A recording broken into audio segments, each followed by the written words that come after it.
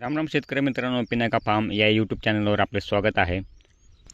तर मित्रांनो, आम्ही इथं बेड पाडून याच्यावरती सोयाबीन लागवडीची तयारी चालू आहे।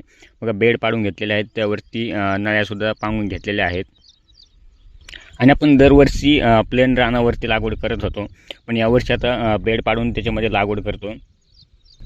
आमची जमीन थोडीशी हलकी असल्यामुळे आम्ही याच्यामध्ये यावर्षी नवीन ट्राय करून बघतो। जर बेडवर समजा त्यामध्ये फरक पडला, समजा झाडांची ग्रोथ कशी होते त्यावर अवलंबून आहे।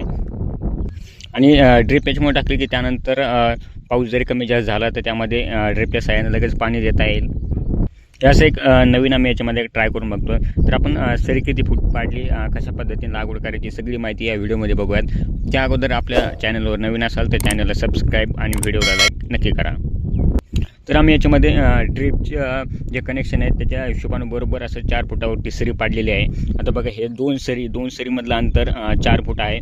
म्हणजे ही ड्रिपची नळी आणि ही ड्रिपची नळी, ह्या दोन्हीमध्ये 4 फुटाचं अंतर आहे।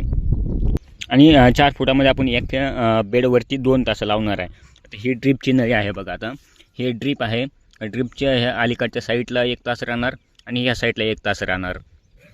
म्हणजे एका बेडवरती आपल्याला 2 तासाची लागवड करायची आहे। आणि याच्यामध्ये मग अर्धा फूट साईडला जर तास आलं त्याच्यामध्ये 3 फूट जागा राहते मध्ये। आणि बेड कसं पूर्ण भुसभुशीत माती असल्यामुळे झाडांचे वाढ होण्यासाठी त्याला एक चांगल्या प्रकारे त्याच्यामध्ये फायदा होतो। त्यामुळे मध्ये अंतरही जास्त सुटतं आणि झाडांची ग्रोथ जेवढी चांगली होईल तेवढं जास्त त्याला शेंगा वगैरे लागण्याचे चान्सेस जास्त असतात। आणि बेडवरती एक लक्षात ठेवायचे, जेव्हा आपण बेडवरती सोयाबीन लावतो त्याच्यामध्ये खताचं प्रमाण थोडंसं कमी वापरायचं आहे, जेणेकरून खाली माती एकदम भुसभुशीत भेटते, त्यामुळे झाडांची वाढ जास्त होते। आणि तुम्ही खतं त्याच्यामध्ये जर जास्त दिलं तर त्याची वाढ एकदम जास्त होते, मग त्याला फुलं लागण्याचे चान्सेस फुलं कमी लागतात थोडेफार। आणि त्याच्यामध्ये खतं वापरताना युरिया कमी असणारे खतं वापरा तुम्ही, जसं 10-26-26 असेल, 12-32-16 असेल, हे असे खतं वापरा। तर याच्यामध्ये आम्ही टोकनच्या साहाय्याने लागवड करणार आहेत। 6 इंचाच्या अंतराने लागवड करणार आहे। म्हणजे प्रत्येक बियामध्ये अंतर 6 इंच असेल आणि प्रत्येक ठिकाणी 1-2 बिया असं पट्टील अशा हिशोबानं लागवड करायची आहे। आणि टोकनचा एक फायदा आहे की टोकनना बियाणंही कमी लागतं आणि झाड थोडं अंतरावर लागवड होते, त्यामुळे झाडंही चांगलं पोसायला त्याच्यामध्ये मदत होते। तर याच्यामध्ये आम्ही सध्या कोणतंही खत वगैरे वापरलेलं नाही। जेव्हा लागवड करायची आहे त्यावेळेस सरीवरती थोडंफार खत टाकून नंतर लागवड करणार त्याच्यामध्ये। तर याच्यामध्ये आम्ही ग्रीन गोल्ड बियाणं वापरणार आहे। ते बघा, आता हे 1 एकरचा प्लॉट आहे, पूर्ण आम्ही याच्यामध्ये बेड पाडून नळ्या आथरून घेतलेल्या आहेत। आणि बेडचा एक फायदा असा असतो की पाऊस जरी थोडाफार कमी जास्त जर झाला आणि बेड एकदा पूर्ण ओला झाली की खूप दिवस त्याच्यामध्ये ओलावा टिकून राहतो, त्यामुळे तुम्हाला जास्त पाणी द्यायचीही त्याच्यामध्ये गरज पडत नाही।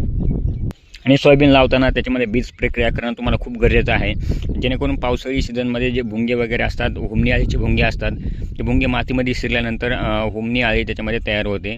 त्यामुळं खोडकिडा वगैरे, पांढऱ्या मुळ्या खाणाऱ्या अळ्या खूप जास्त प्रमाण त्याच्यामध्ये वाढलं जातं।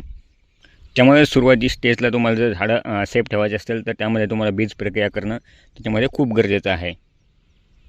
आणि लागवड केल्यानंतर तुम्हाला जर उगवण पूर्व जर तणनाशक वापरायचं असेल तर त्यामध्ये लागवड केल्यानंतर 3 दिवसाच्या आतमध्ये तुम्ही त्याच्यामध्ये तणनाशक वापरू शकता, जेणेकरून 1 महिना तुमचं तण उगणार नाही। तर 1 महिन्यापर्यंत तुमच्या झाडांची ग्रोथ चांगल्या प्रकारे होते, सावलीमुळं त्याच्यामध्ये नंतर गवत उगलं जात नाही। त्याच्यामध्ये तुम्ही मग स्ट्रॉंग आर्म जी पुडी आहे, एकरी 1 पुडी त्याच्यामध्ये वापरू शकता। नाहीतर तुम्ही दुसरं कोणतंही, समजा स्ट्रॉंग आर्ममध्ये डायक्लोसोलम हा घटक आहे, तर कोणत्याही कंपनीचं जर भेटलं तुम्ही ते वापरू शकता। तर तुम्हाला असेच नवनवीन जर व्हिडिओ बघायचे असेल तर आपल्या चॅनलला आजच सबस्क्राईब करा आणि व्हिडिओ आवडला असेल तर व्हिडिओला लाईक नक्की करा।